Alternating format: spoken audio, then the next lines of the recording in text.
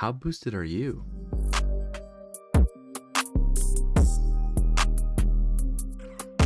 As the second week of update number 7 continues, progression starts to plateau out and we begin preparing for the future world and update to come. Some of you players might be thinking, if you're new to the game, what kind of things can I do to prepare? How does the progression work? Or maybe you haven't even thought about what exactly is update 8 gonna have in store for us. I want to make a video where it's kind of just a conversation video where I go through the official Discord in the suggestions and more importantly the highlights section, where we kind of see what exactly we might be able to expect from update number 8.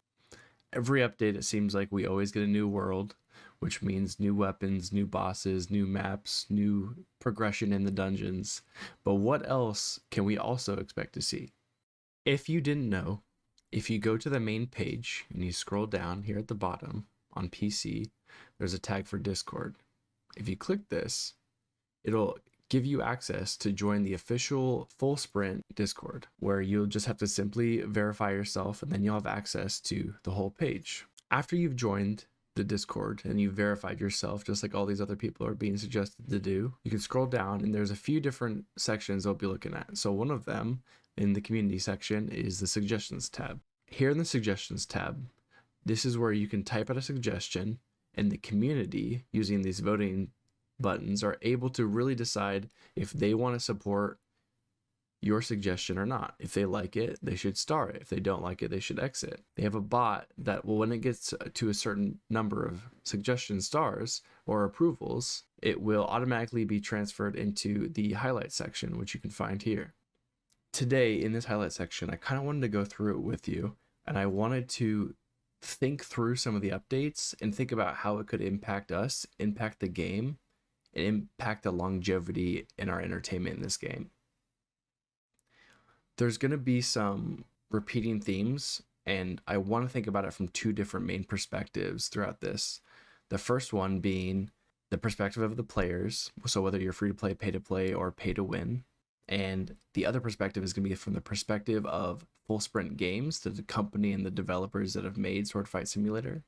The basic overview for the player that we have to think about and consider is that our desire is to get through the game as fast as possible while keeping the playing field as fair as possible between the pay-to-play, fee-to-play, and pay-to-win players. From the perspective of the company, because we're at these 2-week update intervals, their goal is to keep our players engaged and happy for as long as they possibly can during those 2 weeks, without letting them get to the point where they're bored or they've finished their progression and they're stagnating or they're plateauing. We want to make sure that they're able to progress as linearly as possible so that they don't ever get bored. Because if the players do 90% of the content in the first 4 days, then their active player base is going to drop. They're potentially going to lose players to another game. And then what they want to do is they want to keep their players engaged and their player base engaged as long as possible so they can have a consistent experience in their game. So with those two perspectives in mind, also considering the fact that these companies are a for-profit company, let's just go through some of these highlights. Make Quest for the Dungeon Master hard. I think this is just another opportunity where they could add either A, more progression, or B, they could add in some cool, unique options. Giving a second relic equipping slot would be great from the perspective of the players because it would really accelerate our progression, not only in power gaining, but also in damage, which means we could finish dungeons faster, we could kill bosses on maps faster, we could kill the Blood Moon boss faster, we could kill the Darkness boss faster. That would be great from the perspective of the player, but I don't think it'd be very great from the perspective of the company, at least not without some balancing. If we're able to progress faster through the world, well, that means we're going to finish the content that came out in the update sooner, which is going against that whole desire of trying to keep it all as linear and to like stretch out the progression as long as possible until the next update. I think buffing the auto clicker is true. Right now, PC players have a huge advantage over mobile players or console players because we're able to use an auto clicker, which quite literally triples or quadruples the rate in which not only we do damage, but also that we gain power. Buffing the luck game passes, I don't think this is helpful. all it's really going to do is it's going to accelerate our progression and reward people who are pay to win or pay to play and not the free to play players. I'm totally for one new pet equip. Add weekend events such as 2x power, 2x coins, 2x damage, 2x luck, and or secret luck. I think on the weekend in between updates, I think this is a good idea because it's going to really incentivize people who are late to the game to try to catch up to some of those leaderboard players, or at least make sure they're prepared for the next update to come. I think that 2x power is great. 2x coins, I think really felt like it was more of a problem in this most recent update, but for the most part, coins usually isn't an issue. 2x damage, I think this one could be good. I don't know, I'll just say it. I think it could be helpful for people who need to progress. The one that's going to be questionable really is going to be that secret luck. Doing a 2x secret luck really is going to cause some people to skyrocket in that progression during that weekend, and it's really going to make people want to play. It also could make people consider not playing during the week and then only playing during the weekend for the chance of getting all the progression done in a concentrated amount of time.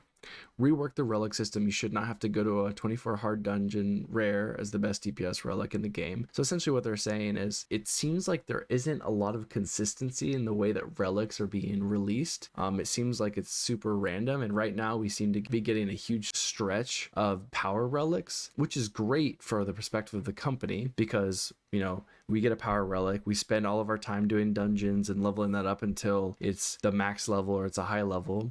And then we finally get to the point where we can kill the next boss and we get a new, slightly better base relic. And so we have the desire to go level it up again. That keeps us engaged and gives us something to do. From the perspective of the player, though, it can be frustrating and it can make us not even want to grind because it feels like no matter what, we continue to basically go in these like endless loop cycles. In general, like I think that reworking the relic system could be good, not only because like it'd be nice to get a little bit more consistency in the way that relics come out, but also because it creates an opportunity to introduce some new unique relics. One, for example, we could introduce a luck relic or even a secret luck relic. It also gives you the opportunity to introduce a purely coins relic or weapon speed relics. And so if you add some of those other buff variables into your relics, it really lets people have a lot more creativity in the way that they build their characters to try to min-max in order to take the leaderboards. When the only two types of relics are power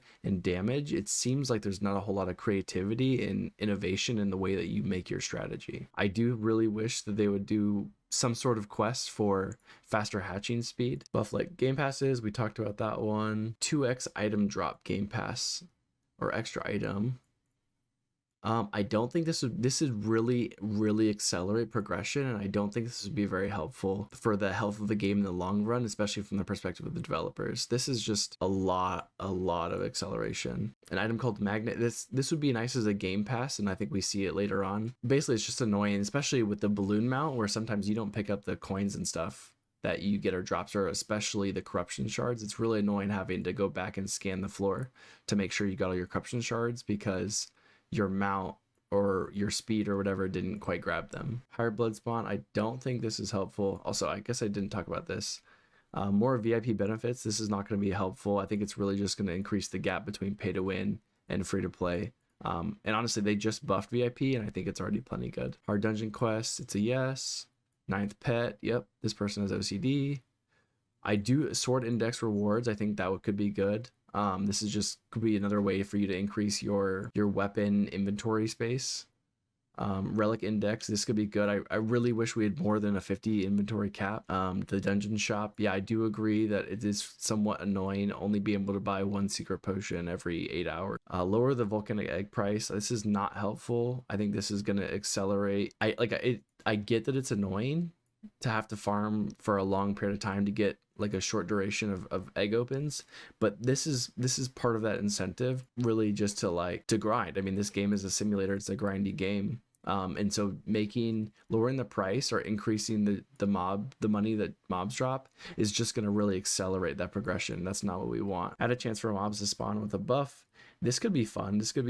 I would be okay with like an increase in drops if they were buffed, like some sort of specialty like damage buffs or anything like that. Like hardcore mobs that spawn with like 100% or 100 times the HP that they have. That could be cool. We did that one. This one is a huge quality of life. Right now in the pet dismantler, you have to manually click every single pet that you want to turn into Stardust, and it is just a very tedious and dramatic process.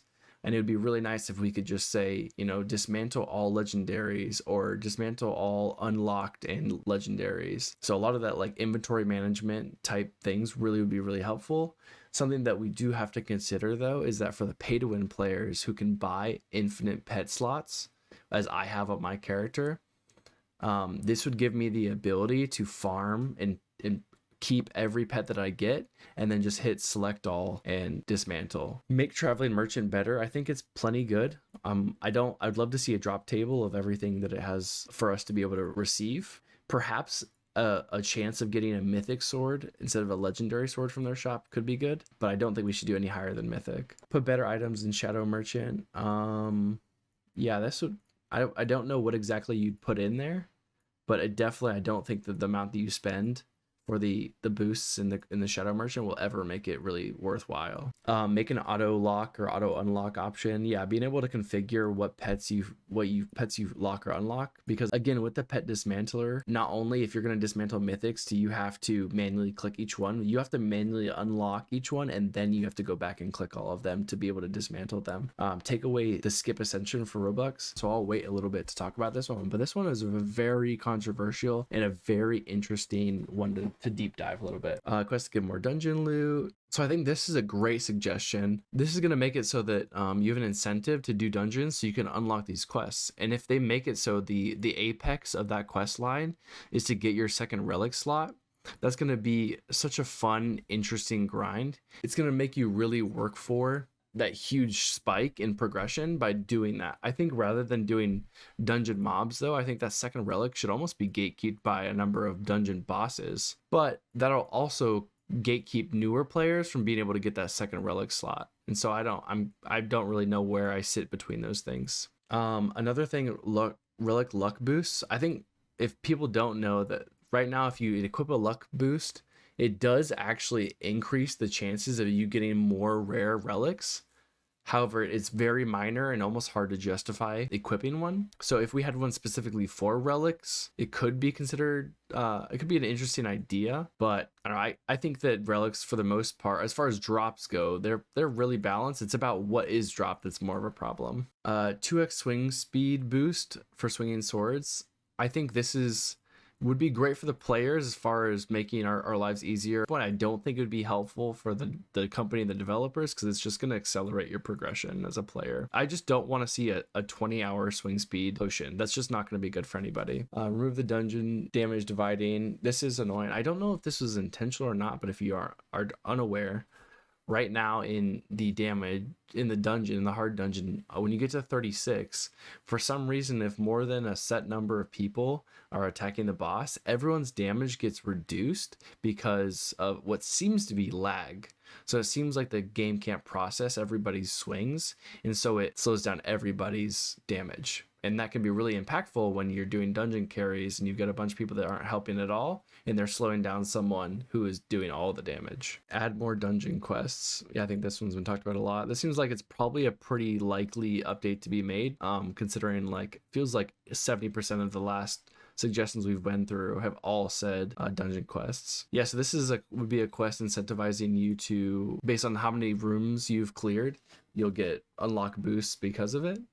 A daily quest, I think, is one that I've seen a few different suggestions for in some of the later ones, but this is cool. Make the dungeon chest drop a 100% boost. I don't think this is helpful. I think that's just gonna, I don't know. I think it wouldn't be that big of a deal, but it just would make progression easier on the player, and it wouldn't really incentivize people buying boosts, which is kind of going against the company's interest, because they're paid to win, they're here to make a profit. And so if everyone is able to get so many boosts that they never have to buy any, well, then this company really isn't making that much money, and I want to be considerate to them too. Yeah, I agree, this should be a thing. It would just be nice to be able to get additional secret potions really is the biggest thing, but all the boosts really in general. I mean, I've got almost 10,000 vibrant shards. It'd be really nice to be able to spend them, because right now at the rate that I do it, I'll never be able to spend as many as I have. Make shiny celestials give more stardust. It's the same amount of stardust. If I have one celestial that I'm trying to break down and it gives me the same amount of dust as one, it's going to be kind of like a low blow, considering I've got 50 of that same. This also, by giving more stardust from a shiny celestial, could actually be an interesting change in that it might incentivize people to gamble some of these pets to try to get shinies and try to get celestials, because you could be getting more dust out of it. You know, it creates a cool dynamic and a kind of like a fun game that people can play with that whole gambling aspect of it. Yeah, this would be cool just to be more interactive and dynamic. Give more arcane shards. This would be great for the players because that means I could do more enchanting, but I don't think it would be good for the company because, again, it's just going to accelerate progression. Being able to exchange 3 vibrant shards for 1 arcane shard, especially if there was like a cap on how much you could do per reset. Like if I could do up to 1,000 per 8 hours, that'd be really nice. Benefits for Roblox premium members.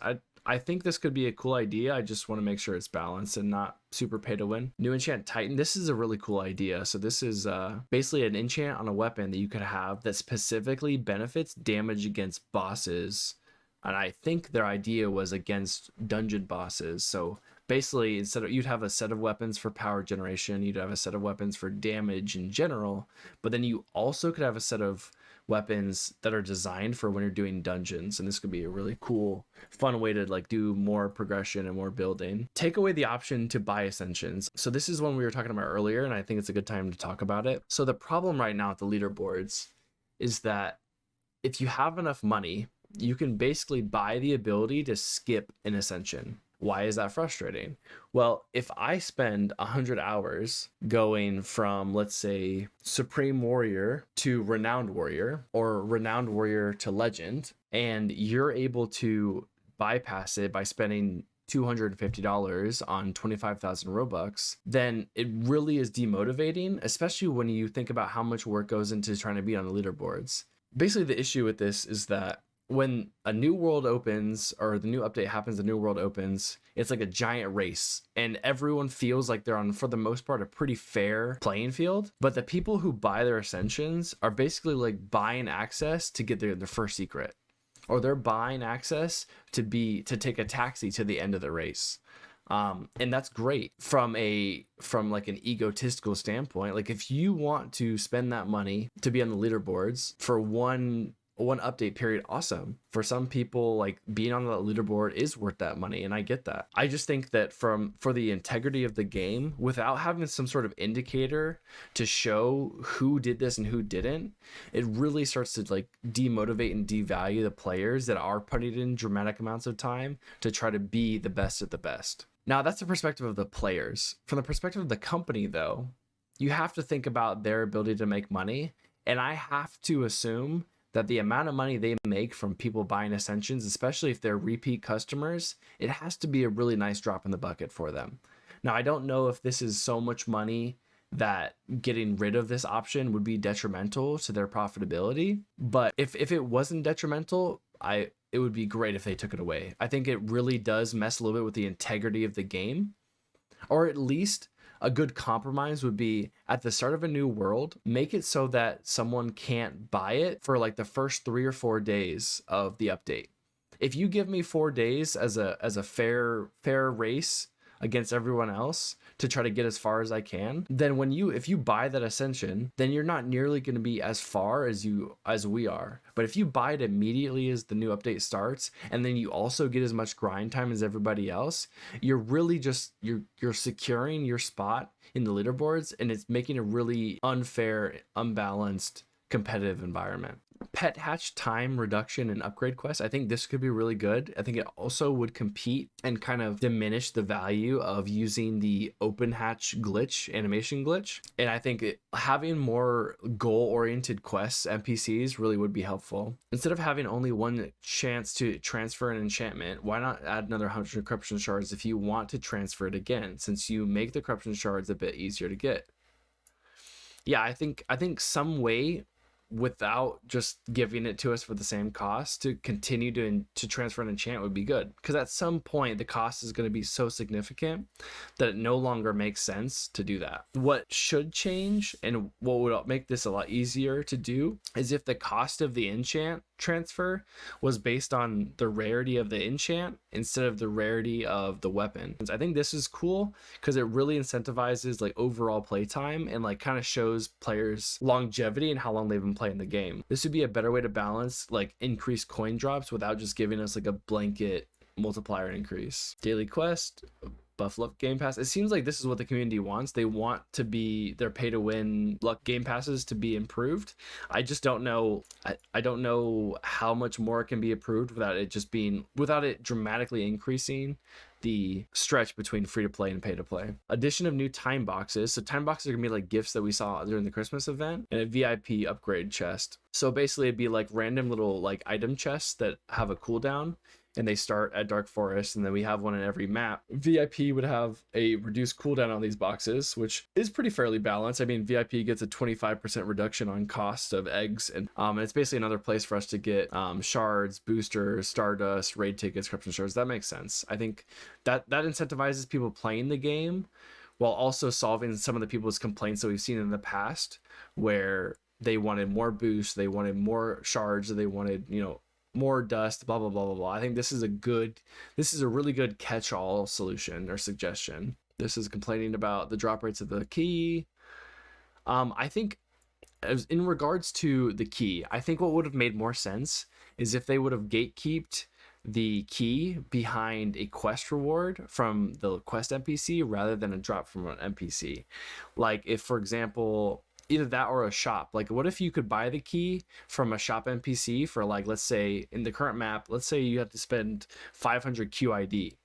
I think getting 500 QID now in the update seems pretty realistic, but imagine if you were trying to buy that key right out of the gate when we first started the update. You would have had to at least spend 3 or 4 days progressing, unless you had every possible coin boosting thing going to try to get to that point.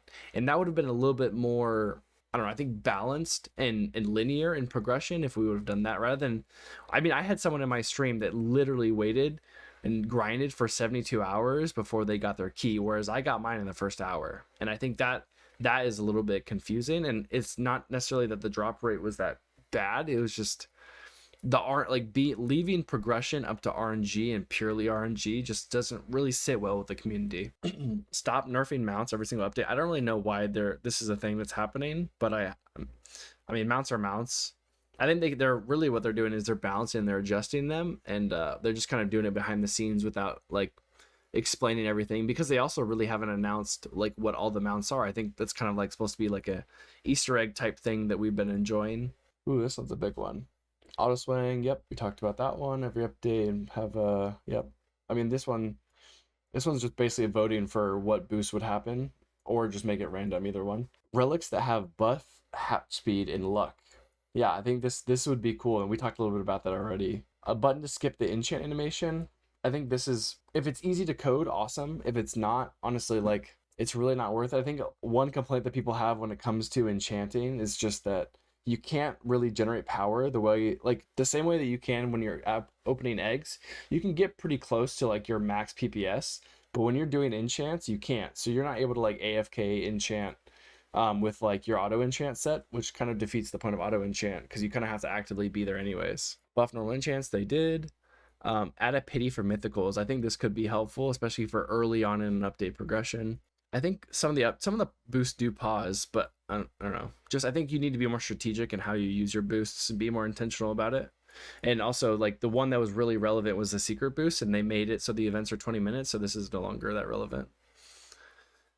Friend boost, I think this would be really good. Again, I want anything that promotes a community-based, interaction-based environment. If you don't know, this is lower the graphic setting quality. That you can do that settings, but also there's a program called Roblox FPS Unlocker, which allows you to set your max FPS to 30 FPS. By default, Roblox is coded to be ran at 60 FPS. If you are on a PC and you have not a super strong one. It'll allow you to run it a lot less laggy, a lot less detrimental. I think this is being demanding. It's not very considerate to the devs. They already put a lot of work in. This one is oddly specific, but I guess if it's needed, it's needed. I don't know. Yeah, so those are some of the like the major highlights that we've seen. I think that we really can expect, hopefully, some sort of change going on with either dungeon quests or maybe some more quest NPCs. That will be really exciting. I think that I would love to see a lot more promotion and in social interaction. And then I would just love some of these more like dynamic updates. What we don't want is we don't want every update to be the exact same thing, just with bigger numbers, bigger percentages, and the exact same, and like new animations or new characters. One thing that I didn't see on here that I'll kind of shamelessly plug is I would really love to see a way for us to be able to dismantle old weapons, so like old secrets or old mythics, ones that we think graphically look good, and make them into weapon skins. Even if I have to spend Robux to be able to make item skins, like I'll do that. Like I don't mind spending 25-50 Robux to buy a couple weapon cosmetic skin like crafting kits and to make those weapon skins. I'll do that all day long as it works properly and it doesn't affect my gameplay. I want to be able to just wear the weapons that I want to wear. Anyways, this has been BoostedMattyP. Hopefully this kind of gives you some interesting, just like an interesting perspective into what I'm thinking about. If you got any different opinions, let me know. I'd love to hear if you guys have any different opinions, or if any of these stand out to you, or if there's some suggestions that you guys have, put those in the comments. Honestly, I'd love to hear what kind of suggestions you guys have. And if you made it to the end of this video, like I really appreciate that. I understand this is kind of a longer video and it's kind of a rambly video, but I mean, this is the future of this game, and I think it's really important to stay informed and to stay up to date on how things are going. And if you don't have the time to scan through the Discord and to kind of like see what exactly could potentially be coming here in the future, I don't mind doing it. And if this is something that you'd like me to do before every update or as we kind of get closer, let me know, because I don't mind going through this and kind of just like thinking through with you guys what exactly these updates could mean for us and for the game, and for the company itself. So once again, this is BoostedMattyP. Hope you guys all have a great time. Good luck grinding, good luck preparing, and keep an eye out for me on YouTube and for some of my streams.